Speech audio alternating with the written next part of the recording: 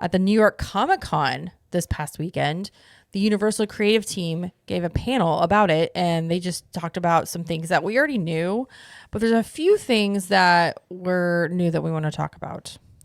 Yes. So we had, I don't know if we talked about it on here, but yeah, they were going to New York Comic Con, which I think is a pretty smart move because I think they're just trying to get the word out about the park to people who aren't theme park people. And these are people that would be interested in this stuff because it's a Comic Con. So like Nintendo and some of these other, Harry Potter. Oh, yeah. So I think that's why they're just getting the word out here. But they said the Monster Unchained queue in Dark Universe will feature jump scares, but they did not say scare actors specifically. So I don't, now if you remember Kong, Reign of Kong, Skull Island. When it first opened, they had scare actors in that queue. They don't anymore, but I don't think it's going to be that scenario. I'm guessing it'll be some sort of like special effects kind of thing. Yeah, or like animatronics perhaps or something, but there will be some scares in there. So that's kind of interesting to see that. They also said, they spoke about the meet and greets being next level, using certain technology to enhance the guest experience. I don't know in terms of all of them they're talking about, but I know that in Super Nintendo World in Hollywood, they have somebody off to the side with like an iPad, and the characters will like say words, like kind of Mickey used to. Yeah, I mean, he, I forgot who was talking about this, but he said that he can't go into it. He can't elaborate. Right. So, but he just said they're just using technology to do it. So I know they do that with Super Nintendo World, which I think is a really cool thing. I think it's a shame that they don't do that with Mickey anymore. They used to have that where he would talk and all that, and then they got rid of it. I can't even get into that. That was the coolest thing ever. Yeah. And I think it's Universal. Like if you look, they're not known for meet and greets, but they are doing more of those, and those are getting more popular. So I think this is something that, you've got a lot of demand for this. I think this can become a very popular thing, especially if they do have these cool interactive elements to them instead of just a normal meet and greet you do. It's got a little bit more, interactivity with it. I think that could be a cool thing.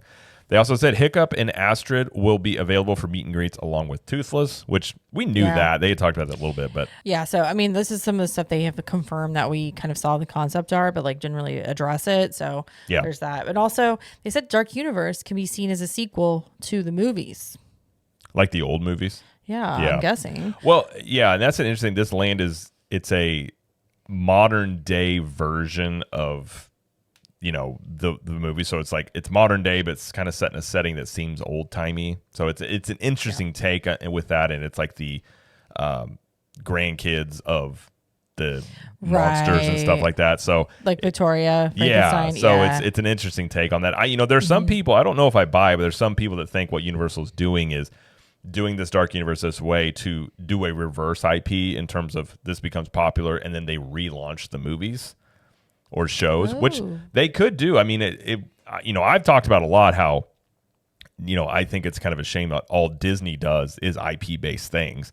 And I do think if you do, now this isn't an original IP, but it's an older one. It doesn't have a massive, there's no major movies out about these things right now. So if you did perhaps they tried. They did try and it didn't go very well. Yeah. And if you look at that, it was called Dark Universe. Mm-hmm. So them naming this land it's called DCU. Yeah. Dark Cinematic Universe. Yeah. So them naming it this is not too subtle in the fact of like, it may just be what they're going for here. This built up popularity. And then they say, okay, we got maybe it's shows on streaming or something, but maybe it's movies as well. So that could be something they're looking at doing. But interesting. Of all the lands, I can say I didn't care anything when I heard about monsters like Dark Universe. I just like, I don't like the stuff like that. But the more we've seen about it, I'm really excited about this. Now, this land will be like a PG-13-ish land. Oh, yeah. At the panel, they said this is not for kids. Yeah. So it's not for littles, but they do have a lot of aspects. One thing I do like about Epic Universe is a lot of family stuff, especially in How to Train Your Dragon. There's a ton of stuff in there.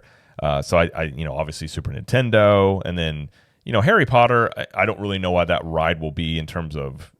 I'm assuming kids will be okay to ride it. It probably depends. Yeah. We don't have a lot of details in terms of how it works. It's magic. I mean, kids it is like magic, but and then the carousel. So there's a lot of stuff here that is for kids. They've got the splash pad out there by the big fountain as well. Yeah. So yeah, it's exciting.